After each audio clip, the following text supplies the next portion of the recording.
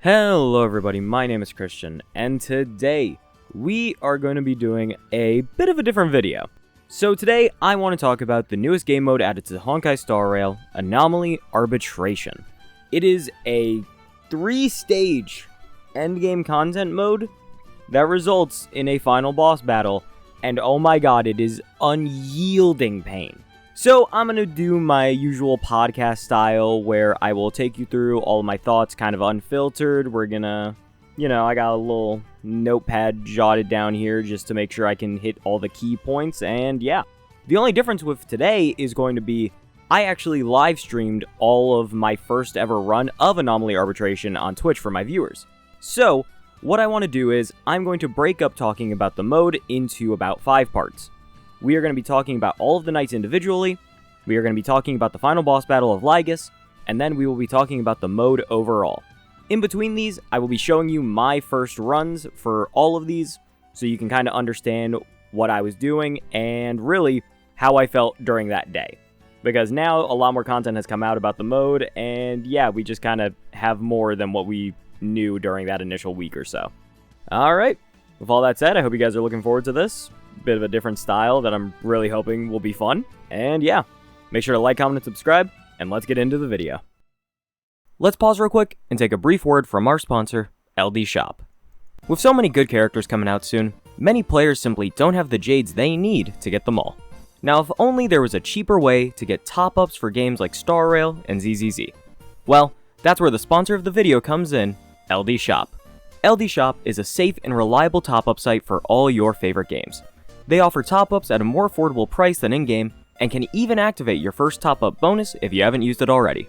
All you have to do is click the bundle you want, put in your server and UID, and your top-up will appear in-game shortly after. If you buy using my link as well, you can get a 5% and 15% coupon good for $50. Last but not least, if you consistently use LD Shop and spend over $80 for the month, you can get an Express Supply Pass completely free on your homepage. Use the link in the description or the pinned comment. Thank you so much to LD Shop for sponsoring. Let's get back to the video. Alright, so let's stop and take a minute to talk about the knights. The way Anomaly Arbitration works is that the king is whatever the big boss they decide to put as like the Omega level threat. It is level 120 when it is not in check, and it is basically unkillable for any normal player. So, what you have to do is, you have to take down the 3 knights. By taking down the 3 knights, you can put the king in check and significantly weaken them by about 20 levels. Insane, I'm aware. The 3 knights are all designed around one central mechanic, and all of their mechanics are different. That is the very concerning bit for many players, but we'll touch on that later. Now, the knights are actually ordered, so I will be talking about them in the order they appear in-game, so whenever I say like Knight 1, assume I'm talking about the actual Knight 1 in-game. Now, let's talk about Knight 1. I want to say this was probably the most forgiving buff/nerf. I don't know, it depends on your perspective. It's a nerf for you, but a buff for the enemy. Take it how you will. Knight 1's buff was Resilient Armor. Essentially, this gave you 2 stacks of Resilient Armor, and combined, it reduced your damage by 30%. However, enemies would lose a stack whenever their toughness went down to 0. As you can imagine, this was suited towards one very specific type of team: Break. Now, I can talk about this in the mode overall, but I don't think there's really a problem in talking about it twice. The knights are heavily favored towards certain team types, and it is probably the most egregious example that exists in Honkai Star Rail. The knights have very specific buffs that are very hard to play around without one of 2 ideal teams in most cases. Knight 1, like I said, is probably one of the most forgiving, considering if you just do enough damage, it doesn't really matter anymore. And also, even without break teams, if you just slap Ron May on a team, you might still be able to actually break down the toughness to 0. Because, man, Ron May is a good character. So now I'm going to show you my final run that I did on Knight 1, because admittedly, I forgot to start recording. My bad. So I'm going to take you to my final run where I was kind of struggling to get to the cycle count that I wanted, but I knew it was possible. It took a few attempts, but I did ultimately get there in the end. The break effect is probably miserable net 162. Okay. Could be worse, I guess. Alright, let's try that one again. I wonder what that is. Incense ascent. Not yet time to... Firefly type. Alright. Target you first. Thank you, Fuyuan. Alright, that did slightly more than last time, chat. We are looking great right now. I ran into too much SP later. I think a skill there might help. Dick. Let's see. I'm trying to think what I can do here. This should be fine. And then immediately do this.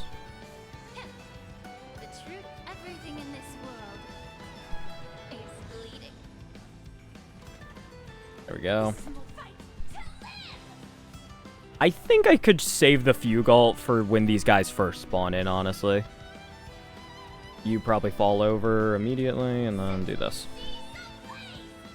Honestly, I want to skill with... Yeah, I want to skill with both of those, too.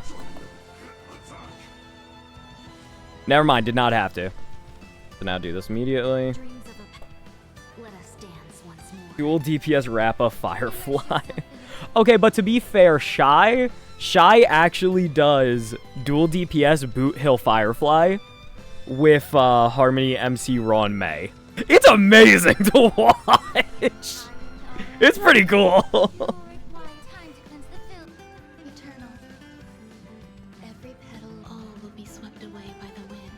Us break players are unhinged. I fully believe that.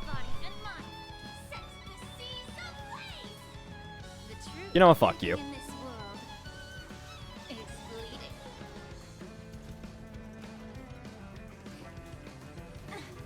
Ow. Don't you dare. Ah, bastard. I need to save the skill point. You need to be broken first. Let's seize this fine moment. Unite our goals. Ron May, you wanna wake up? At least I still get the effect. Oh, thanks, sweetie. Nice of you to fucking pop up. Because then I can basic here. Then if Fuyuan can give me enough... Damn it, that doesn't give energy. So then I can probably do this. The truth, everything in this world is bleeding. Good. Then, yeah, I can do this. Clouds scattered. Dreams of a... Let us dance once more. Wait, I think I just fucked up again. God damn it, I didn't think about it. Ah! Guys, this is going to be a long stream, and I really apologize for that. This part isn't even because the mode is hard. This part's just because I'm stupid. This part is just because I'm stupid. I'm going to try and save that. Hold on. Because then I can do this. Everything in this world is bleeding. Surely I'm good. I just need to mash this Firefly ult. Oh, thank God.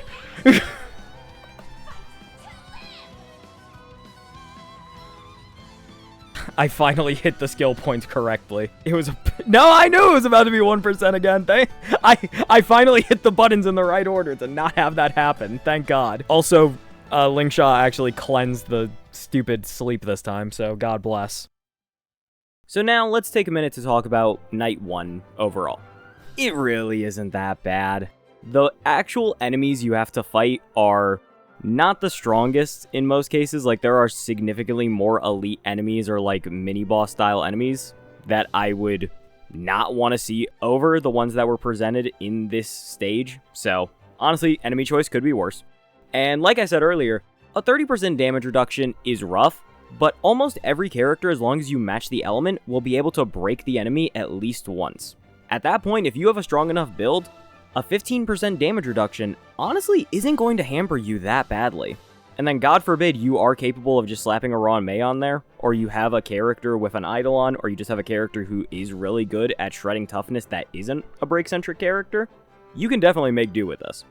This is probably my second favorite buff, I think.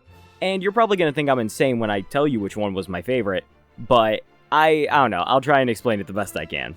Also, for those of you who have already done this, no, it is not the second Knights. We will talk about that soon. With Knight 1, it was very heavily pushing Break specifically, which is kind of unfortunate because Break has fallen off very significantly, and to even use Break in Common Day, you basically need very considerable investment. That's how it feels in the current meta. I will say, Knight 1 to get the 2-cycle clear, honestly, not that difficult. It really was not that bad. My Firefly is E1 S0 with Fall of an Aeon, I believe. I have E0 S1 Fugue, I have E0 Ron May, and then I had E0 Lingsha. And even then, I could have swapped in Harmony MC just to have a different option in there. Considering the level of investment on that team, it's pretty poor, all things considered, and even then, I managed to clear just by slapping DDD on Ron May. Overall, this one felt very forgiving, which is nice considering some of the other bullshit this game is gonna throw at us. Oh man, Knight 2! Oh boy! Knight 2's debuff is quite possibly the worst thing I have ever seen. I have no other way to describe it. I heavily dislike it. Knight 2's debuff is called Tempering. For every 1% HP the enemy target loses, reduces your crit damage dealt by 3%. That means that at 50% HP, you do 150% less crit damage. That is insane. You can technically just brute force this. If you have enough buffs of just true damage, just overall damage buffs, you can kinda just force your way through. However, it is one of the hardest things to do by far. Without Eidolons to do the brute forcing, this was a stage that required one of two teams with no exceptions. You either needed DOT or you needed another good break team. Anything else, for an average player, was going to fail. I saw one person manage to do a Fei Xiao run. I was very impressed. Everyone else I know who cleared it did either break or DOT. I am no different, and I have zero interest in trying to do this without my DOT team. So now, let's take you into that and show you how it went. God, I'm not happy that I have to fight this thing again. Fuck you. Pushwan in the big 2025, yeah. Yeah. God, I hate these things so much. Honestly, I could probably just save the skill point. You got it, boss. Fish is dying. Honestly, I actually should have saved that to let Black Swan hit it so I could get a charge back. Hold on. Hold on, it's the start of the fight. Hold on. Hold on, that was suboptimal. I've had Kafka on the fucking Cypher Cone for a while now, and I finally switched her back to the other one. She gets way more energy now. Sick. Stand still. Time to say bye. Boom. Honestly, I did that wrong too, but I would have killed myself if I did it the other way. That's not who I need you to shoot, Kafka! Why is there another one? You're not activating, you. Oh, you bitch. So I have to kill 2 fish. And. Oh, this sucks so much. Bushwan is actually gonna get her ass kicked. Holy. I don't care if you action advance. Go to hell. Really? None of the other little ones died? Oh my god, stop pushing yourself further away from the other one. I'm going to crash out. I don't think he has anything. I don't think this Lady of Crashing Waves has the debuff inflicted from Black Swan. No, definitely doesn't. But the Hycelin's ult is kind of more important. May as well kill 'em all. You die from this? Thank God I didn't ult. Fuck you. Honestly, hold on, I might have an idea.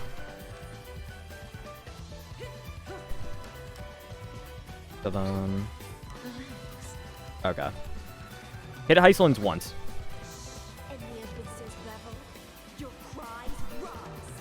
Stand still. Memories are I hate this music so much. Okay, that was a good chunk. Okay, I definitely did the skill this time, I think. Epiphany. Yep, alright, cool. Now I basic. stand still. I thought I could get it out in time. I really thought I had it. Hold on. And awaken. Human creations. Relax. There we go. Okay, I timed that wrong. Well, that's unfortunate. Time to say bye. Boom. There it goes. In the abyss's revel, your cries rise. Good times. Time to say bye. Oh, I did not need to proc that Fushuan thing. All things in this wish. Oh well. I do not think I kill him in time. He's very close to dying. That's gonna be unfortunate. Good times. Yeah, not enough. Oh well. Boom. Yeah, I would have needed a different combination of ults there. I thought he grabbed them immediately. Yeah, I thought he grabbed them immediately. Oh well. Yeah, overall, I will say I wasn't affected by tempering at all because DOT was something that I was already invested in early on. So this is probably one of the worst debuffs they ever could have added for this mode. I think it's just very kind of boring, and it really kills a lot of the potential creativity that you could have here by just limiting something that is crucial to almost every DPS in this entire game. So at that point, you need to be able to brute force, or you need one of two specific teams. And again, I know that many of you are probably watching this like, it's the whale mode. Stop complaining. I don't think this is a completely unfair ask to make the knights at least somewhat more manageable for free-to-play players. I do not think asking for the knights to be slightly more manageable is unfair. So I'm going to keep talking about this. Tempering is simply an absolutely brutal debuff for your characters, and if they ever bring this back in the future, I imagine it is going to cause just as much of an uproar, because there is so little counterplay to what you can do with this. It's just unfortunate. I really think that this one was the most boring out of all the buffs/debuffs. It's really just not that fun. Also, I'm just not a huge fan of something onto death. It's an okay fight. I do like that you can get the ultimate at some point, like that's pretty funny, but overall it's an fight. Knight 2, really not my favorite, and I'm pretty sure that is the general consensus. I think Knight 2 is everybody's least favorite by far. Alright, let's move on to Knight 3. And quite frankly, I think this debuff was the most interesting by far. Now, I want to clarify something. It is just perfectly suited for HP scalers. For those of you who do not know what Knight 3's debuff was, it is called inversion. The attacker, when they hit an enemy, will lose 2% of their max HP every single time, and this damage cannot be lethal. Obviously, that fucking sucks. Not to mention, this benefits one specific type of team, HP scalers. So, Jingliu would profit, Blade would profit, Castros would profit, and Evernight would profit. And probably something else, but I'm just forgetting. These characters all benefit from losing HP in some way, shape, or form, or their teammates losing HP in some way, shape, or form. So I do think that this is still a buff that is hyper specific. But also, I just think that this type of debuff is the most similar to something you would see in a conventional RPG. And that alone is why I like it. Like, if you're doing a challenge mode in a game, and then you suddenly just start losing HP for every action, or you have to stand in like a poison swamp and fight your way through that, and then you're constantly taking damage all the way, I'm not gonna lie, that's cool. And it adds a challenge because now your healing matters more, your time matters more in like different games. While again, it's not a perfect conversion into Star Rail, I do genuinely think it was cool, and also it affects players probably the least out of all of these. Because if you just keep your shield up, or you just keep your healing up, bada boom, you're safe, you're done. You can use whatever you want, and you will be fine. I honestly really like that. Now, I did forget to mention, there is actually another debuff on Night 3. It is called Under Protection. This basically means non-elite enemies cannot die. They cannot take damage, and they cannot take any status effects. So they will constantly be on the field to harass you the entire fight. The moment you defeat the elite enemy, all of the little minions will die. This one, I'm gonna be honest, I just don't have any thoughts about this, quite frankly. I think it's fine. I think being able to kill the minions would, be nice. But I think it also adds a certain level of challenge to the entire fight. Especially since now AoE doesn't really matter because you can't do jack shit to the small enemies either way. So hey, do what you want at that point. Bring in Boot Hill at that point. Yeah, Under Protection, definitely not the worst thing. I would say that that one is fine compared to everything else that I've already talked about.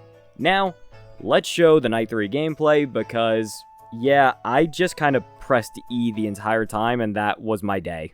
Alright, one more. Also, I did not see that there was a random Chris fact. My bad. Random Chris fact for the day. I want to fucking kill myself. I want to make you feel as much pain as humanly possible. Oh, hey, I actually get to use the fucking enhanced skill. Never had this happen before. This is probably like a 28. Hey, guessed right. Not bad. Perfect. Embrace a new life.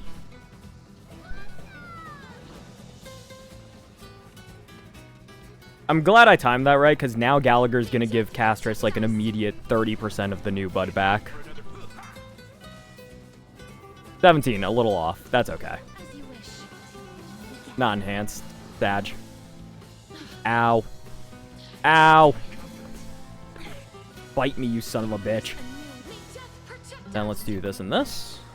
Don't worry, night falls. This kill. Next time I need Gallagher to get hit a little bit. umbrella here. Again. Meet again. That didn't. Oh, Gallagher. There we go.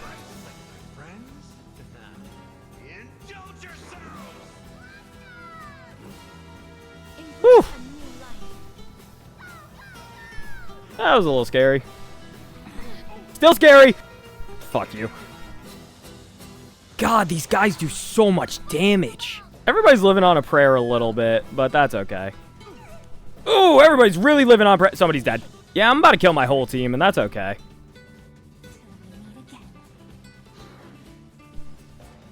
Dude, I am doing a lot of damage, and it does not matter. This is the crazy part.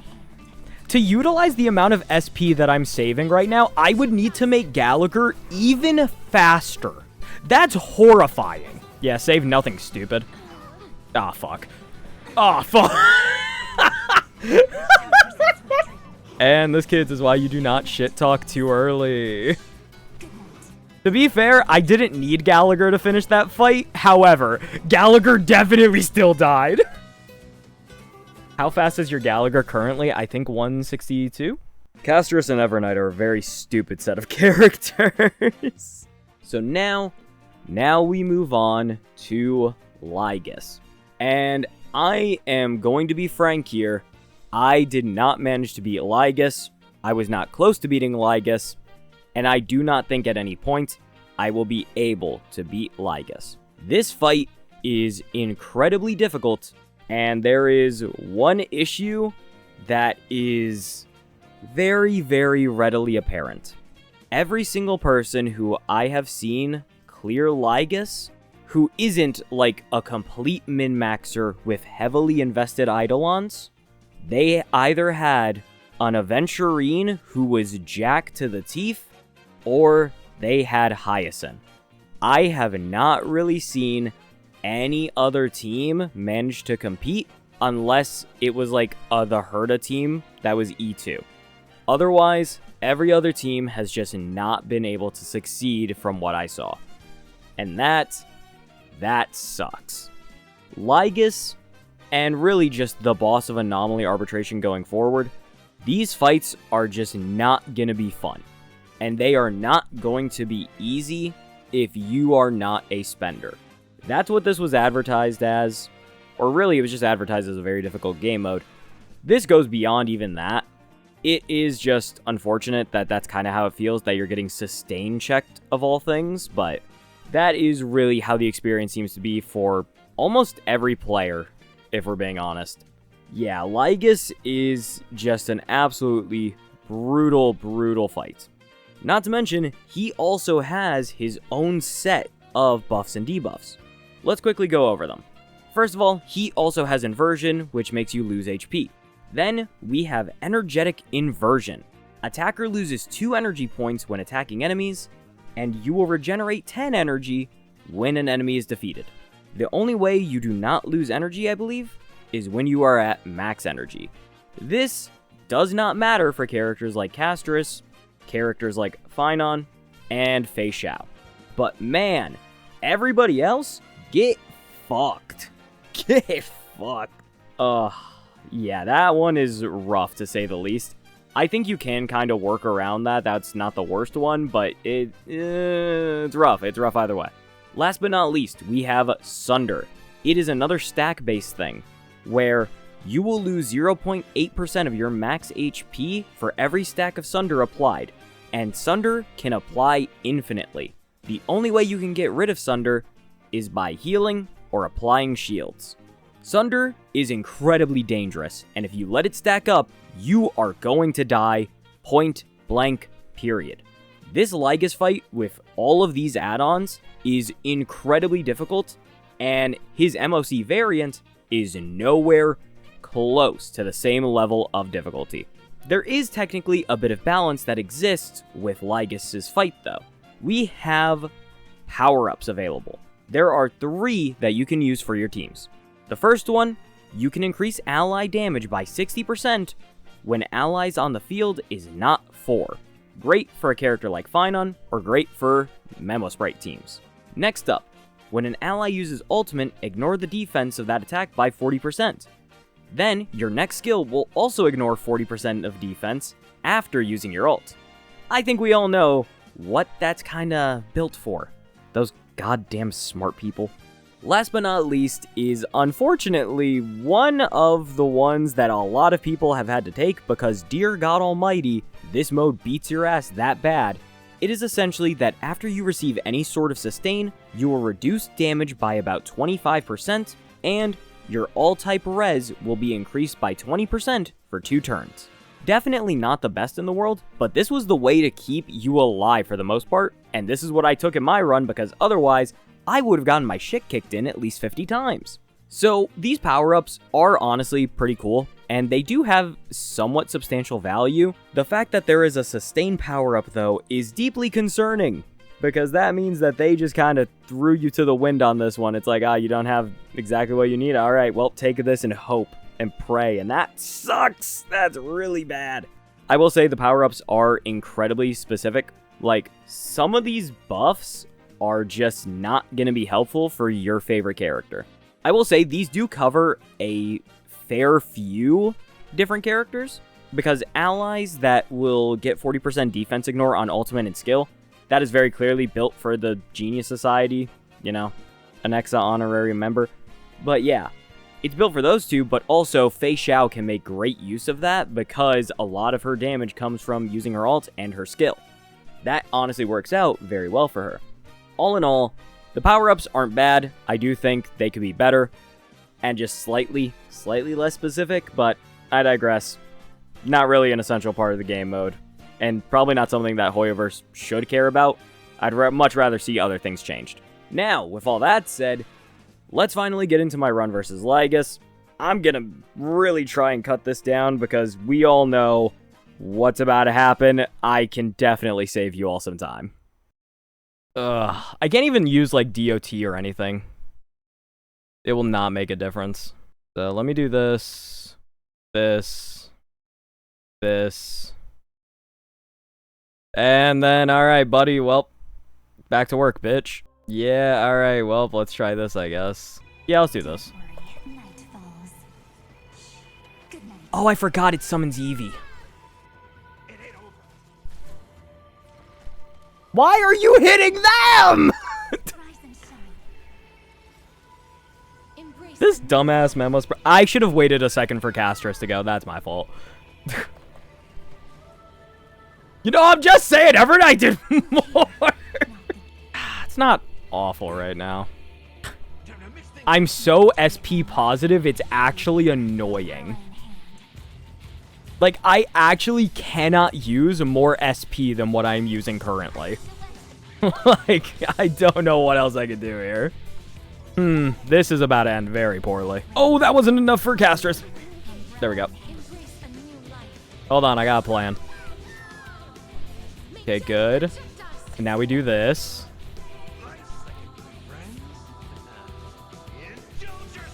Good. Oh, yes, you're broken. Haha, stupid. Oh, shit. I will say, if I'm getting Dragon this fast with just Evernight, I can only imagine what it's like with Hyacinth. Like, that must actually be terrifying. Fuck off! Fuck off! She'll live until the next targeted heal. I appreciate the little enemies at least making my damage number look bigger. Oh, it is the... Okay. Bruh. Why that one is my question. There we go. Okay, at least the lion's dead. Yep, just this guy. That doesn't kill. Thank you.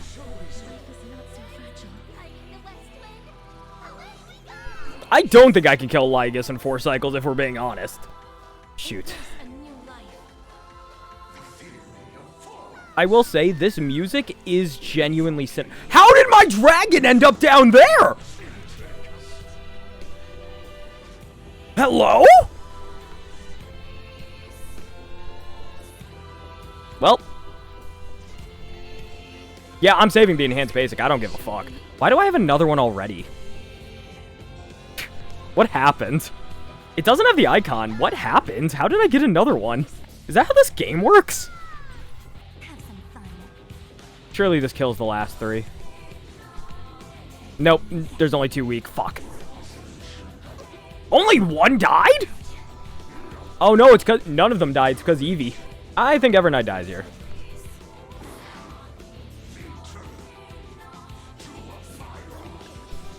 She did not. Wow. Okay.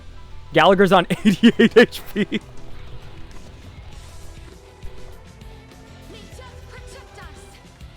He's barely alive. You bitch. Fuck off. Okay, and then he just doesn't care about weakness, but yep, alright, cool. Alright, sick game. Very awesome. I literally need to do this to try and keep Gallagher alive. That was lucky. Oh my god, you're such a bitch. And this will not kill any of them. That's unfortunate. Oh, it did. Okay, wait. Wait, this one should be less damage. Yeah, okay, that actually wasn't too bad. Unfortunately, I'm literally going to run out of cycles. Oh my god, if you do this shit again, I'm gonna actually break every bone in your body. Oh my god, stop spamming, you son of a bitch. Jesus. I'm just trying to kill the ones on the field if I can. Ugh. Oh, you bitch. Oh, yeah, casual 5 million damage does not matter. This game is awesome. If he had the crit damage nerf, no character would be able to do this straight up. Hey, Cass, I need you to just... All right, thanks, sweetie. Good job. Oh, my God. This is... Yeah. If he hits Cass... Yep. But now the problem is, Evernight absolutely is going to die. Fuck this guy. You've got to be fucking kidding me. Actually, go fuck yourself.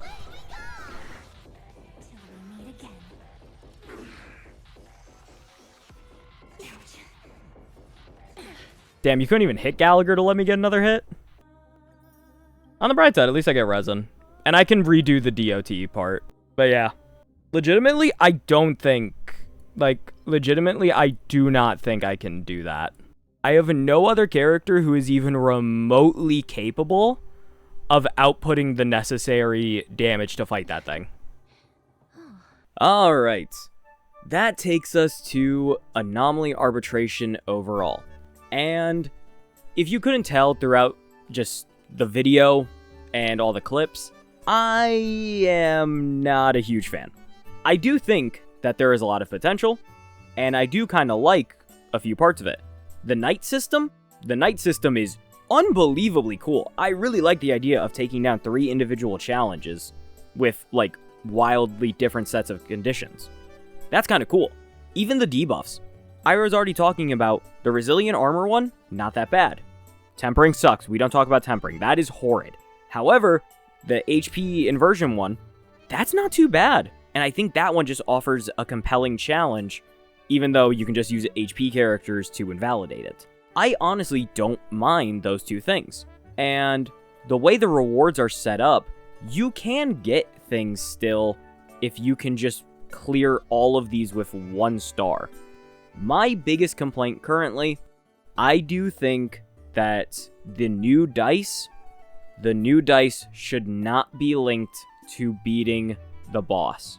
That is my opinion. I genuinely think it should be linked to getting 9 stars on the knights.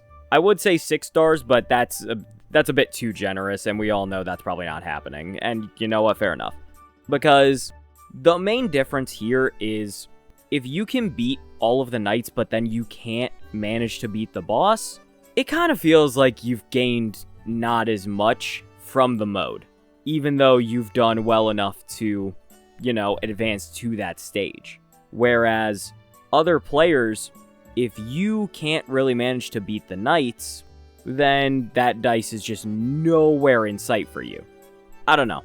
It is a hard balance to strike, and I don't know how exactly you can do it, but I really do think we should lower down how to get the dice, because otherwise, a lot of people are just not going to be able to have it at any given point, and that's just a bit sad, because Lord knows there probably are not going to be any other opportunities to actually get that item, because we don't even get variable dice that often, so it's hard to say just how valuable that can be, but I really do think it would be a nice thing for more players to have access to, and if it's linked behind beating probably the hardest challenge in Star Rail that is almost impossible to do free-to-play, that's just really unfortunate. I don't know, if we just want to get different ways to get the dice, I'd be more than fine with that, but I simply don't see that happening. So, overall, the game mode is okay. This is coming from the perspective of somebody who has definitely spent a bit of money on the game, but the way I spend money on the game is I spend to continuously get new characters, because that's what helps me with my content. It helps me stay up to date on the overall meta. It helps me understand more characters. There isn't really much incentive to me for getting a hyper-invested team in most cases. So that's how I spend. And that ultimately doesn't really help for this mode. So it feels like now there's a wrong way to spend, which is hilarious. Ugh. It's a hard thing to balance overall. And it is the hard game mode. It's meant for the whales. It's not really meant for free-to-play players. Like, MOC is still fully attainable as a free-to-play player. every other mode is except for Anomaly Arbitration, and even then, you can probably still get like 5 stars in Anomaly Arbitration if you have good enough teams. It is not the absolute worst thing in the world, but I just don't love the state that it's in, because there's really nothing rewarding strategy-wise. It really is just have character or else lose, and that sucks a little bit. I am curious to hear your thoughts in the comments below. I think that this is still an overall positive thing for Star Rail just because it is additional content and it can be very compelling, very fun. So I really want to see what they do with it in the future, if they make any changes, or if they just do something even bigger with it. Alright, well, let's wrap it up.